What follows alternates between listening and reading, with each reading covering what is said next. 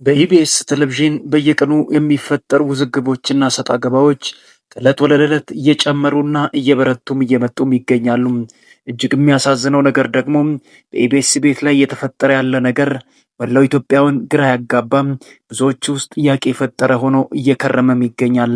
ኢትዮጵያ ውስጥ ተሰምቶም ታይቶም የማይታወቅ ነገር ግን በታሪክ መሰረት ደግሞ በአንድ የቴሌቪዥን ማሰራጫ ጣቢያ ብቻ የተከሰተ እጅግ አሳዛኝና አስፈሪ ክስተቶች እየበዙ ይመጣሉ።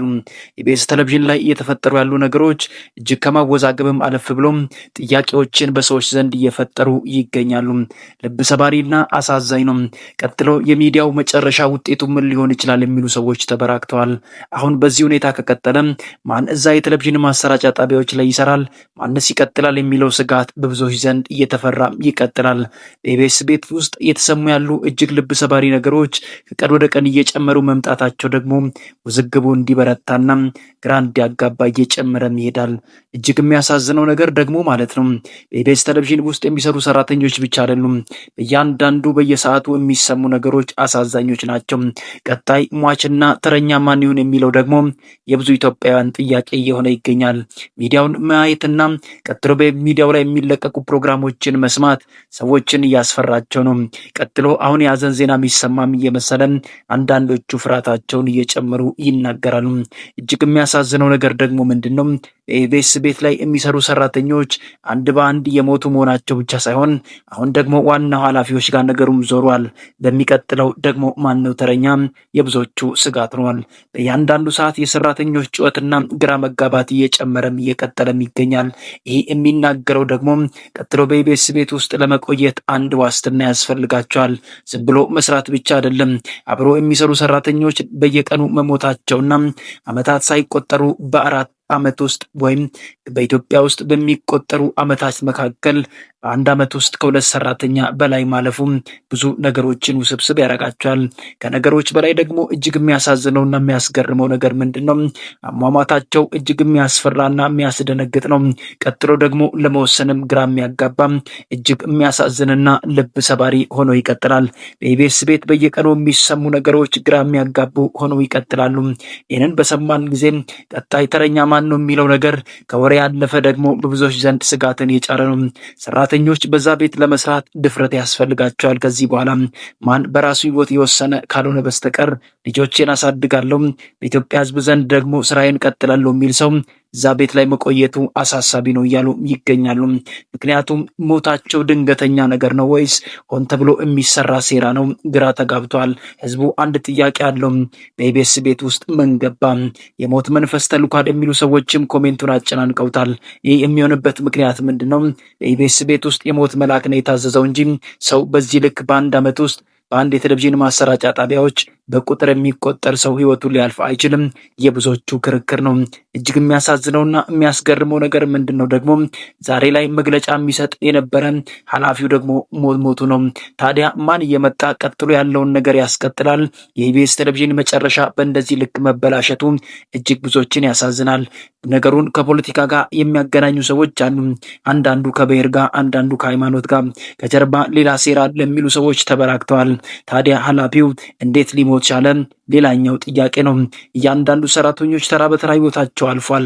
ያንንም ደግሞ አንድ ሰው እንኳን በድፍረት በዚህ ልክ ነው የሞቱት ብሎ እርግጠኛ ሆኖ መናገር የቻለ አንድም ሰው የለም። ቀጥሎ ታሞ ነው ብሎ ይነግሩናል። ከዛ ቀጥሎ ደግሞ አንድ የአስከሬን ምርመራ እንኳን ተገኘ ተብሎ ቢነገርም የአስከሬን ምርመራው ከጀርባ ሌላ ነገር ያዘለ ይመስላል። እጅግ ልብ ሰባሪ አሳዛኝ ነው። ቀጣይ የኢቢኤስ ጉዞ ምን ይሆናል? የብዙ ኢትዮጵያውያን ጥያቄ ነው። አንዳንዶቹ ቲቪውን ማየት እየፈራው ነው። ቀጥሎ ደግሞ ወዳቸው ሰዎች አሉ። እነዛን ማጣት እንዳይሆንብኝ ብሎ እየሰጉም ይገኛሉ። በኢቢኤስ ቤት ብቻ ሳይሆን በመላው ኢትዮጵያ ዘንድና በኢቢኤስ ቴሌቪዥን የሚከታተሉ ሰዎች ዘንድ ሁሉም ነገር ጥያቄ ውስጥ የገባ እጅግ አሳዛኝ በሆነ መልኩ እየቀጠለ ይገኛል። እጅግ አዝነናል። እጅግ ልባችን ተሰብሯል። ቀጣይ ተረኛ ማን ነው የሚለው ነገር እጅግ ልብ ሰባሪ ነው። ምክንያቱም ዛሬ ቀልድ የሚመስል ነገር ግን ትላንት በሶሻል ሚዲያዎች ላይ ብዙ ጊዜ ጥያቄ ተነስቶ ነበር። ታዲያ ኢቢኤስ ቤት በዚህ እንደዚህ ከቀጠለ ቀጣይ ሌላ ሰውም አለ እንደሚል ስጋት ውስጥ ሆነው ቪዲዮ የሰሩ ሰዎችን አውቃቸዋለሁ። በስተመጨረሻ የነሱም ንግግር እውን እየሆነ መጣ።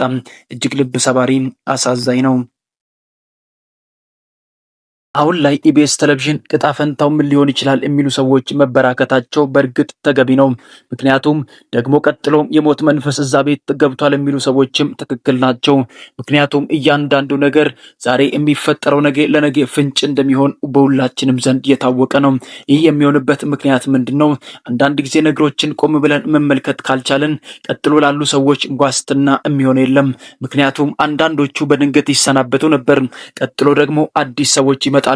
እነዛም ተተክተው ይቀጥላሉ። ጥቂት ስለነሱ ስንሰማ ደግሞ ስንብት ይመጣል። ኃላፊው ላይ ደግሞ የመጣ ነገር ድንገተኛ ነው ብሎ ማሰብ ከባድ ነው። ምክንያቱም የነጻነት ወርቅነህ ህልፈት ከተሰማ ገና 2 ሳምንታቶች እያለፉ ነው። ቀጥሎ ደግሞ የኃላፊው ህልፈት ተከትሎ ማን ነው ከጀርባ ያለው? ምንድነው እየተሰራ ያለው? ለምን ፖሊስ ገብቶ ግልጽ ነገሩን የማያደርገው የሚሉ ሰዎች ተበራክተዋል።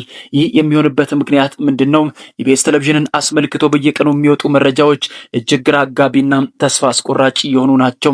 ታዲያ እዛ ቤት ከዚህ በኋላ መስራት ያለበት ሰው እጅግ ደፋርና በህይወቱ የወሰነና የቆረጠ ሰው ብቻ መሆን አለበት የሚሉ ሰዎችም ተበራክተዋል። ምክንያቱም ከዚህ በኋላ ራሱን በዛ ቤት የሚያቆይ ሰው ለሞት የተዘጋጀ መሆን አለበት እንጂ በአንድ ዓመት 2 እና 3 ሰራተኛ ቀጥሎ ደግሞ ኃላፊውን ተከትሎ መጥቷል። ስለዚህ ቀጥሎ ተረኛው ራሱን አዘጋጅቶ እንጂ እዛ መቆየት ያለበት ቶሎ ብሎ ብልጥ ሆኖ ከዛ ቤት ወጥቶ ካልሄደም ስራ እዛ ቤት ሰራለሁ ብሎ ማሰብ ከባድ ነው እያሉም እየመጡ ይገኛሉ። እጅግ የሚያሳዝነው ነገር ደግሞ አሁን እየወጡ ያሉ ነገሮች ከጀርባ አዳዲስ ነገሮችን ያስነሳሉ።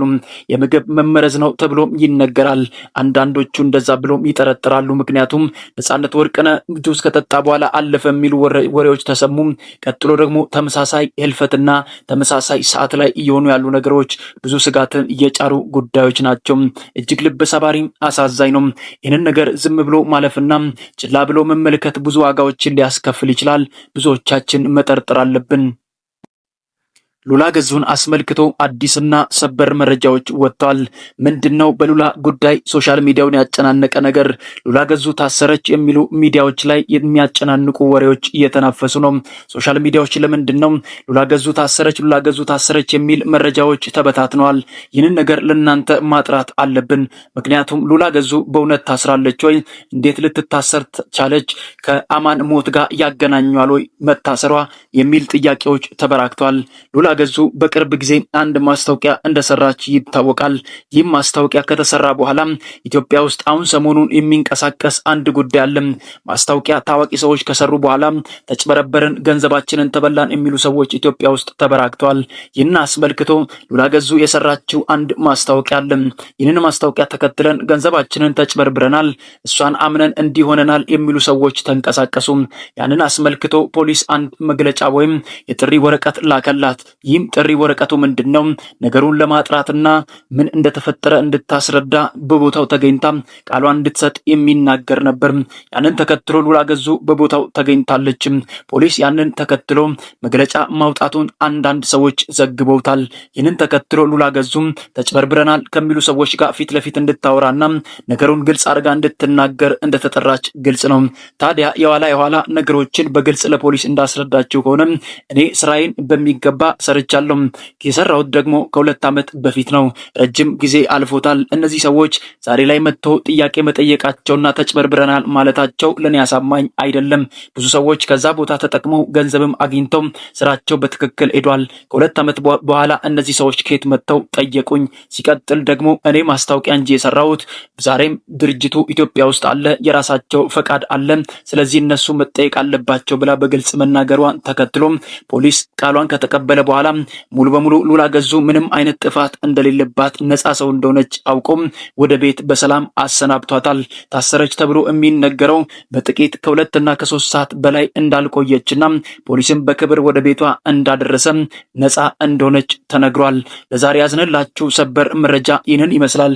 በቀጣይ አዲስና ሰበር መረጃ እስከምንገናኝ ድረስ ባላችሁበት ሁሉ በሰላም በቸር ቆዩልኝ። ለዛሬ ያዝንላችሁ መረጃ ይህንን ይመስላል። በቀጣይ አዲስና ሰበር መረጃ እስከምንገናኝ ድረስ ለዚህ ቻናል አዲስ ከሆናችሁ ቻናላችንን ሰብስክራይብ በማድረግ የደወል ምልክቷን በመጫን ቤተሰብ ይሁኑ። በቀጣይ እስከምንገናኝ ድረስ ቸር ቆዩ፣ ቸር ሰንብቱ እላለሁ።